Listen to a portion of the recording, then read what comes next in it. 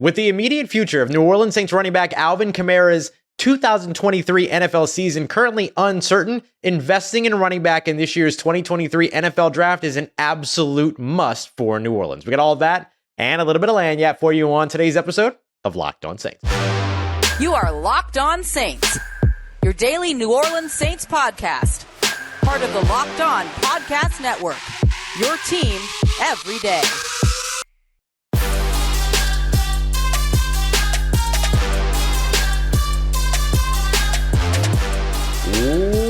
What is good, Who Dat Nation and Who Dat family? Welcome into another episode of Locked On Saints, your daily podcast covering your favorite team, the New Orleans Saints.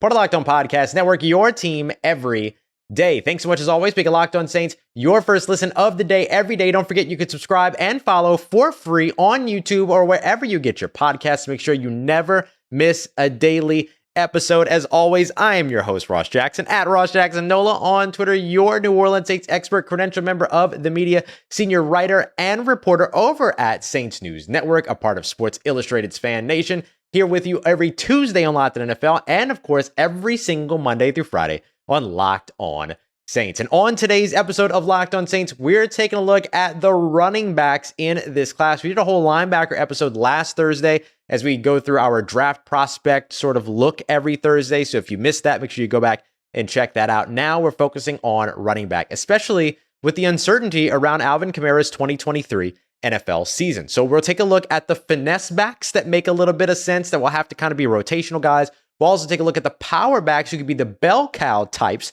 to get involved in the New Orleans Saints backfield. But first, the absolute must around running back is so prevalent that the New Orleans Saints are doing top 30 visits with the position on multiple occasions this offseason, and that means something big. So let's take a look at what the New Orleans Saints need, where they could find it, and who some of the visits are that are coming up, and how they can end up fitting into what the New Orleans Saints needs are at the position. So to start us off, let's just recap sort of where the Saints currently are when it comes to their running back position. So you have that running back room that includes, of course, Alvin Kamara. The big question mark around Alvin Kamara is for how many games will he or won't he be available in 2023 with his continuing legal situation still kind of hanging in the balance. This is the altercation, or at least alleged altercation, although there's video and all these other things, but alleged altercation that took place between him and a group of folks in Vegas and another guy. And there's a whole bunch of different things that are going on all around it. But basically, that has been continued and continued and continued, or postponed and postponed and postponed in, my terms. And then the trial is finally set for July 31st. Now, keep in mind that the NFL's Code of Conduct policy stipulates that any type of violent acts or any type of alleged altercations, things like that, that include elements of violence are usually met with what is called at least a 6-game suspension. So 6 games being the minimum. And remember that the NFL's investigation won't start to take place until after the legal process has wrapped up, which of course won't wrap up any sooner than July 31st, partway through camp, when that trial is actually set currently, or at least the trial date is presently set for that. So when you look at that and you keep that in mind, you have to figure, okay, so there's a chance here that Alvin Kamara misses at least 6 games in 2023. How many games will he miss max? Well, that kind of depends. I mean, you look at Deshaun Watson, he missed 11 games with his suspension in 2022. Does Alvin Kamara really deserve to be suspended for longer than Deshaun Watson? I don't think so, but we'll see what the NFL actually does there, who of course have the quote unquote, I don't even want to be sarcastic, so I'm just going to keep it real, who have been incredibly inconsistent when it comes to discipline across the NFL and what they choose to discipline versus what they choose not to discipline. And I don't think that that's a hot take at all. So we'll see what happens, especially knowing that the New Orleans Saints are involved here. So that's sort of the big issue that the Saints need to fix this offseason. Now, they've addressed running back a little bit. They went and got Eno Benjamin off of waivers last year because they claimed him off of waivers, as opposed to waiting for him to, completely come off the waiver wire and then sign him to a new deal. They effectively absorbed the contract that he was already under. Same thing happened when he got picked up by the Texans after he was sort of inexplicably waived last year by the Arizona Cardinals. So the Saints picked up not only, Benjamin, for the rest of 2022 when they signed him, but also his 2023 year on his rookie deal. So he's still in the building. And then, of course, the New Orleans Saints signed the one, the only Jamaal Williams, who had 17 rushing touchdowns, NFL leader last year in 2022, to that room as well. And adding Jamaal Williams to Alvin Kamara, fantastic compliment, but how many games are they really going to get together? Now, Jamaal Williams is on a 3-year deal here in New Orleans, so maybe you don't get them together a bunch in 2023, potentially, but in 2024, 2025, we'll see how that all ends up kind of panning out. So when you look at potentially adding another running back this offseason, there were some options in free agency, guys like Rashad Penny, who ended up signing elsewhere. David Montgomery, who actually ended up signing in Detroit, was one of the reasons that Jamaal Williams became available, or was kind of, those two things might have been happening in concert. And then once Jamaal Williams decided he wasn't going to be back, or he kind of referenced that the negotiations in Detroit were quote disrespectful. And I reached out for further clarification with some people in the know on that. And it wasn't really about the money. It was kind of about how the situation was handled. So it kind of makes you question, where were the Lions? How far were they down the road with David Montgomery before they were ready to kind of pull the trigger on Jamaal Williams, or let Jamaal Williams walk? So that's kind of me piecing things together more than it is like actual news, but it's interesting nonetheless. And so the Saints end up signing Jamaal Williams over the course of the offseason. Now they could still stand to add another back or two going into camp. And we know that the Saints do this all the time, whether it be through the draft, undrafted free agency, and post-draft free agency, bringing in veteran running backs. They do this all the time.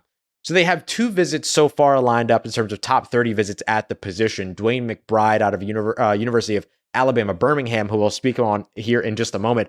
But I want to introduce you to Kendre Miller, the running back out of TCU, who's one of my favorite running back prospects this year in what is an absolutely loaded running back class. So just to introduce you to him a little bit, we're talking about a guy who's 5'11", 215 pounds, ran for over 1,300 yards last year, very nearly 1,400 yards with TCU. And that was, of course, a TCU team that made it all the way to the national championship, had 17 rushing touchdowns, averaged 6.2 yards per carry, and then added an additional 116 receiving yards.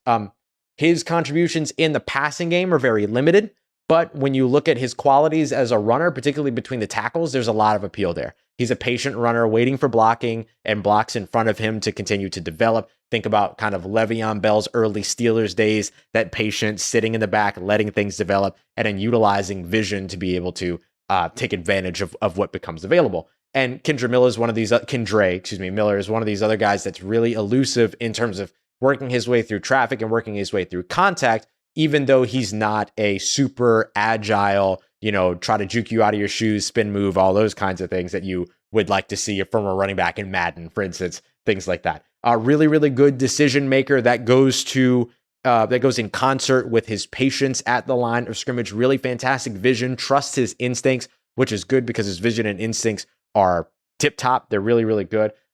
Really good between the tackles, but the lack of speed that he has in terms of his, let's just call it, quick engage speed, where he's immediately working full speed, lacks a little bit. So him getting around corners and things like that might be a little bit of a challenge for him at the NFL level, where the game is bigger but also faster. So seeing him between the tackles is probably what you would see for him at the next level. However, his contact balance is absolutely outstanding. Him working through contact, all of those things. So a little bit of Alvin Kamara in there. So he's going to struggle a little bit to get outside.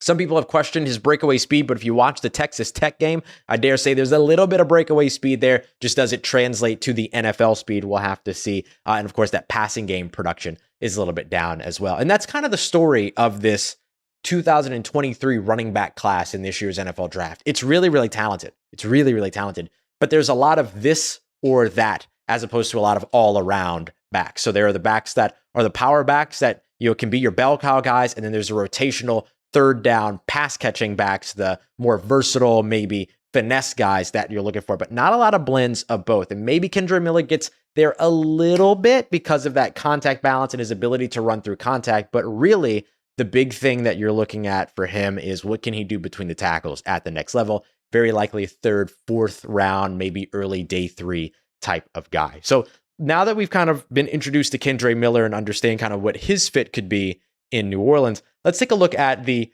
power backs in this year's draft. I got 4 for you as we continue on with today's episode of Locked On Saints.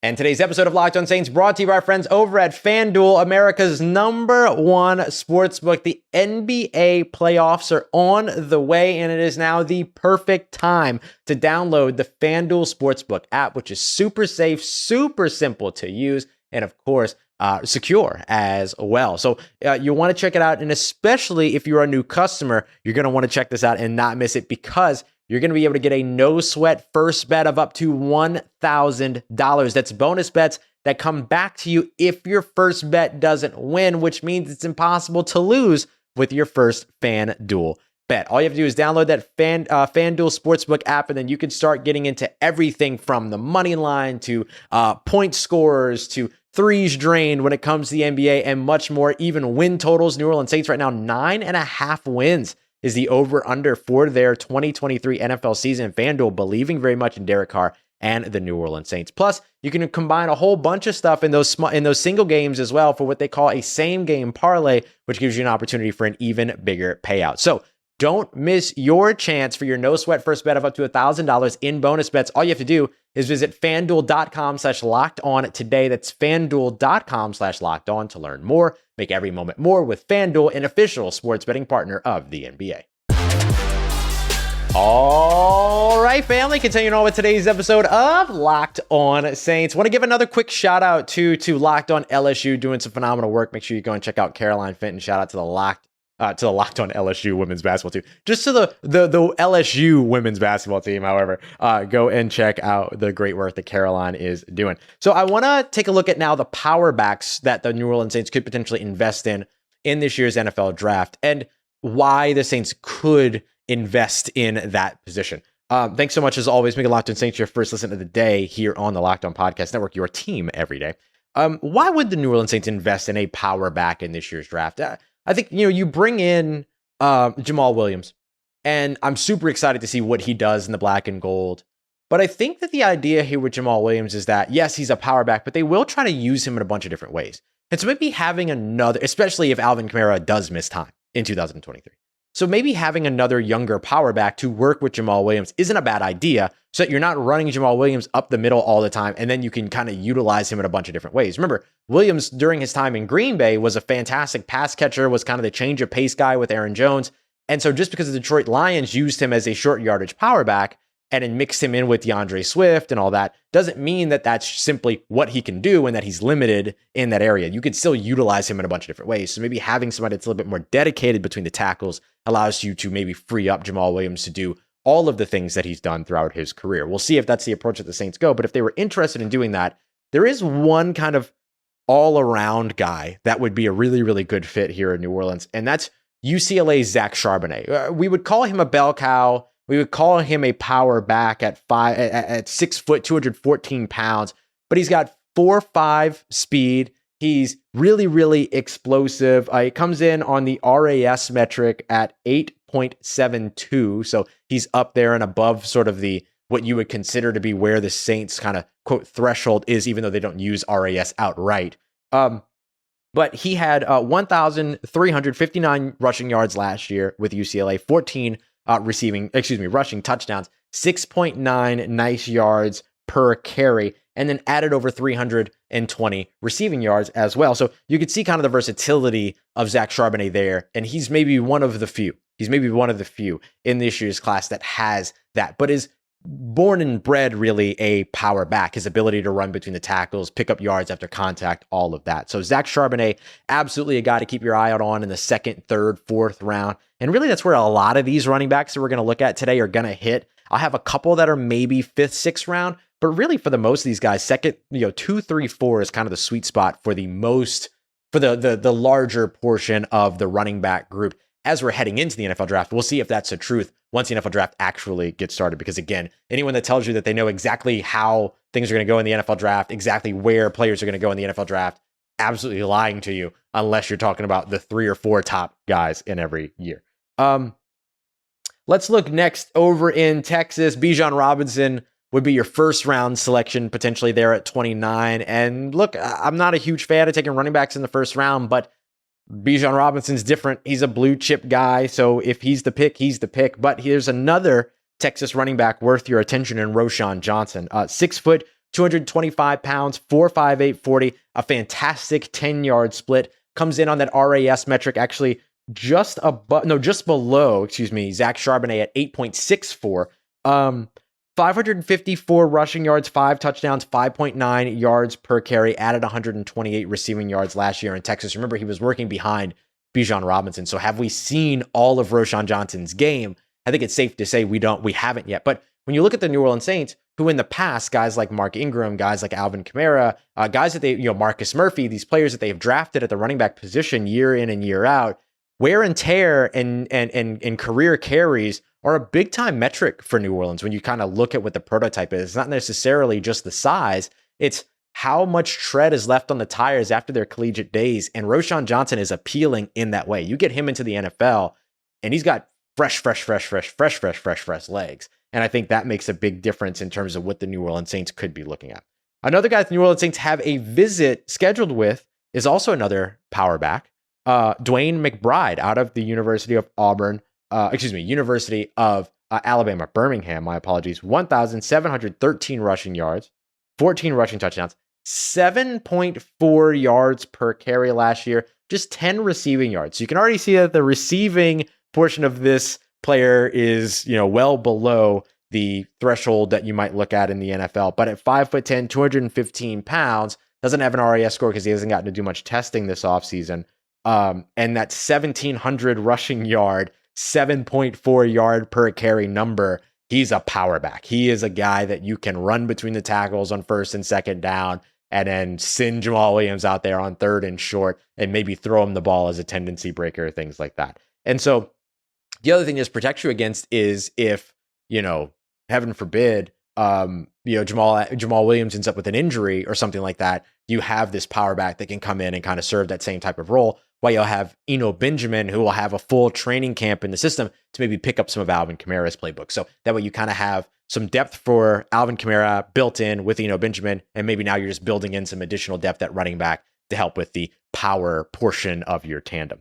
Finally, out of Auburn, here's where I got that. Tank Bigsby, 970 rushing yards last year, 10 rushing touchdowns, 5.4 yards per carry, added 180 receiving yards as well. So not bad there. 8.3 on the RAS scale, 8.31, 5'11", 210 pounds, 4.56 speed. So you can see none of these guys really with big time breakaway speed. 4.53, 4.58. We don't know about Dwayne McBride yet. 4.56. And so that's kind of where these power backs, these bell cow backs kind of live. And Tank Bigsby is 100% a power back, 100% a bell cow back for you that can be your first and second down guy that gets involved and that you mix in and out with Jamaal Williams and all that. So those are some of the guys to pay attention to when it comes to the power runners in this year's class. Is this all of the power runners in this year's class? Absolutely not. There are several more as well that are going to be worth your time. But guys like Zach Charbonnet have an intriguing fit because Zach Charbonnet becomes maybe the most all-around back while still being a quintessential power back at the next level. There's another all-around type back, actually another couple of all-around type backs in our next category, the finesse category, that is a little bit undersized, a little bit more of a finesse guy, but certainly can get everything done for you that you need. We'll discuss who that is as we continue on and wrap up today's episode of Locked On Saints, part of Locked On Podcast Network, your team every day. Let's get it, Who Dat Nation. Wrapping up today's episode of Locked On Saints with a look at the finesse backs, running backs in this year's class, which maybe are the guys that that the New Orleans Saints may be a little bit more interested in, although the top 30 visits tend to say otherwise, right? Kendre Miller, Dwayne McBride, those are more power guys. But there are a couple of all-around guys in this category in terms of the finesse fit, which would be maybe the more immediate Alvin Kamara replacement, the guy that you can have on the field in third down. He's the one you're taking Jamaal Williams off the field for in a 3rd and 5 type situation, or that you're partnering up with Jamaal Williams out of the backfield as well. So there's a couple of different guys here. Let's start off with the hometown guy, Tyjae Spears. We've talked about him a ton here on the show. I'll get through this pretty quick. But 1,591 rushing yards, over 1,000 of those yards coming in after contact that put him in the top 5, top 3 across the nation when it came to that category. Also had 60 plus missed tackles forced according to Pro Football Focus, 19 rushing touchdowns in 2022, including a 4 rushing touchdown Cotton Bowl record setting performance against USC. So a legitimate, don't worry about competition level, right? Tui Tuipulotu is a guy on that defensive line that could be a first round selection, that could be a second round selection. 6.9 nice yards per carry, 256 receiving yards as well. He stands at 5'9", 204 pounds, so a little bit undersized. But if he gets that 209 pounds, 204 pounds up to 210, 215, then all of a sudden he's kind of in a really unique category. 4.47 to 4.5 was kind of the estimation from the scouts at Tulane's Pro Day. That's the number that the NFL scouts gave us.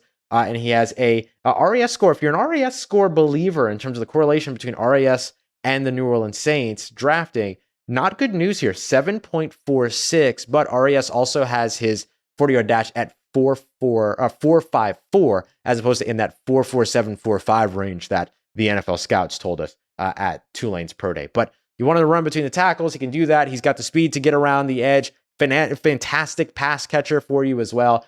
He and Coach Joel Thomas, New Orleans Saints running back coach, did some routes on air while other folks were, other Tulane players were finishing up their drills and workouts and things like that. And he just put him through the ringer.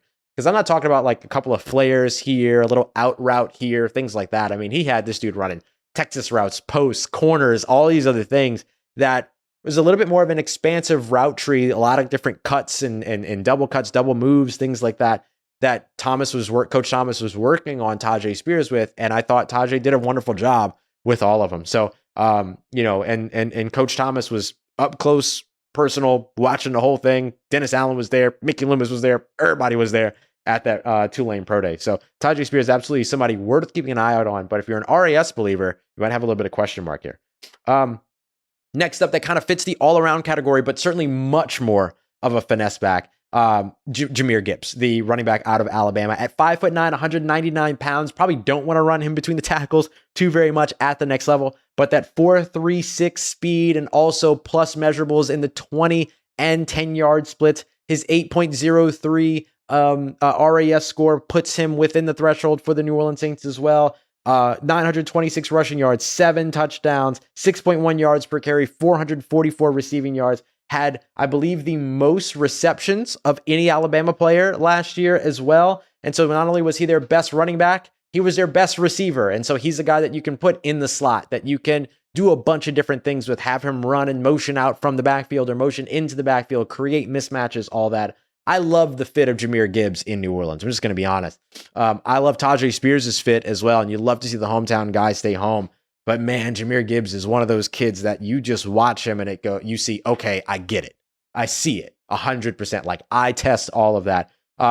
Much like Spears, 5'9", but coming in at 199 pounds, a little bit underweight. But let's not forget that these guys are not finished products at all. They get into the NFL, and then there's opportunity once they get into NFL facilities to continue to bulk up.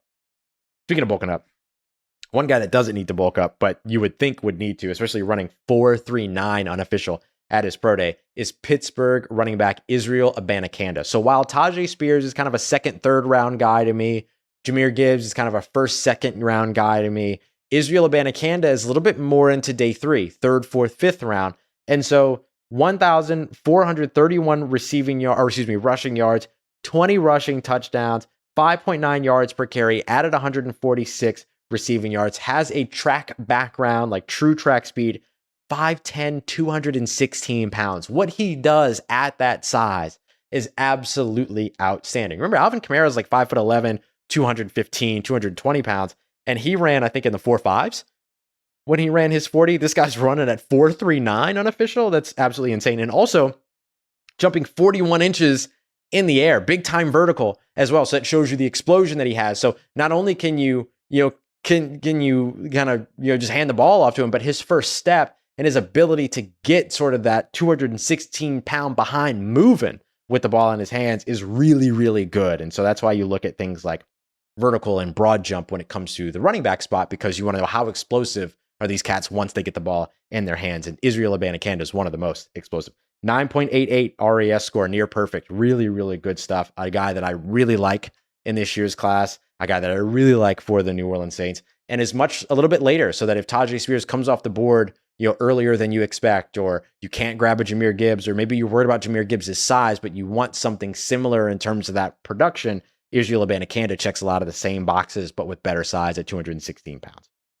And finally, we'll wrap up here with Chase Brown, the running back out of Illinois. 1,646 rushing yards, 10 rushing touchdowns, 5 yards per catch or per carry even, but also added 240 receiving yards. So he gives you pass game value, gives you run game value at 5'9", 204 pounds or 209 pounds, excuse me. He's another, he kind of puts him right in that same class as Tyjae Spears. But this is the build of this style of running back in this year's class of the sort of versatile / finesse guys. 4.43 speed, really, really solid there in terms of the 40. I had a 40-inch vertical leap as well. So similar to Israel Abanikanda, that ability to just pop off and get going is huge off that first step.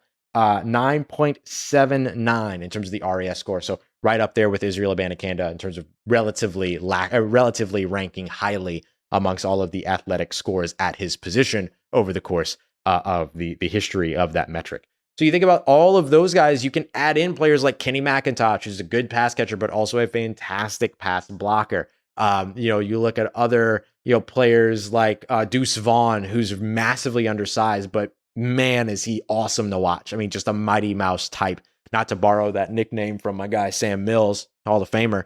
But I mean, he is one of those guys that plays so, like, no one told him he's small. Like that's his attitude, right? So there's a bunch of these other guys in this year's draft that, man, it just makes a ton of sense for the Saints to really take the time to invest in running back in this year's NFL draft because there's so many really, really good players at the position. It's kind of like tight end, right? Like, do you really want to miss out on this class of running backs? Like, you should partake in this class of running backs for sure. We'll see if the New Orleans Saints do, but there's a lot of really, really good fits. Of today's kind of group, the players that I think are the best fits, Zach Charbonnet, Tyjae Spears, Jamir Gibbs, Israel Abanikanda are kind of my top 4 in terms of fit for the New Orleans Saints. Bijan Robinson's up there as well, but I assume that he'll be out of range for them. But again, like we mentioned, if anybody tells you that they know exactly when somebody's going to go, that's not the NFL team that's picking number 1 on the board. They're lying to you. So we have no idea. So if I had to go top 5 in no particular order, Bijan Robinson, Zach Charbonnet, Tyjae Spears, Jahmyr Gibbs, Israel Abanikanda, and then Roschon Johnson's a close 6, just knowing how much the New Orleans Saints love drafting running backs that don't have a ton of tread on the tire. All right, coming up tomorrow, it's Friday. So that means that we're going to get you caught up with everything you need to know from the New Orleans Saints busy week, which you caught up on new visits that are all clocked in for New Orleans for some potential draft prospects, and also get you caught up on some other news around the New Orleans Saints, how they could still end up signing Foster Moreau, in case you missed that yesterday, and the newest re-signing of Andrew Dowell and what he says he has to bring to the New Orleans Saints in 2023. Got that coming up for you in tomorrow's episode of Locked On Saints, and I appreciate you as always making Locked On Saints your first listen of the day, every day for your second listen. Make sure you go and check out Locked On NFL Scouting. Make sure you check out Locked On LSU. Make sure you check out Jake Madison over at Locked On Pelicans as well. Headed to the Pelicans game tonight, so holla at me if you see me, although you'll actually see this after the game, so never mind. But I'll be there Friday night too, so make sure you say hi.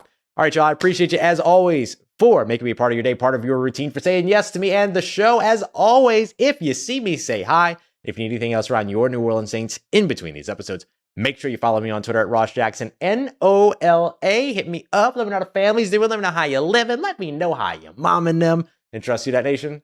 I'll holla at you.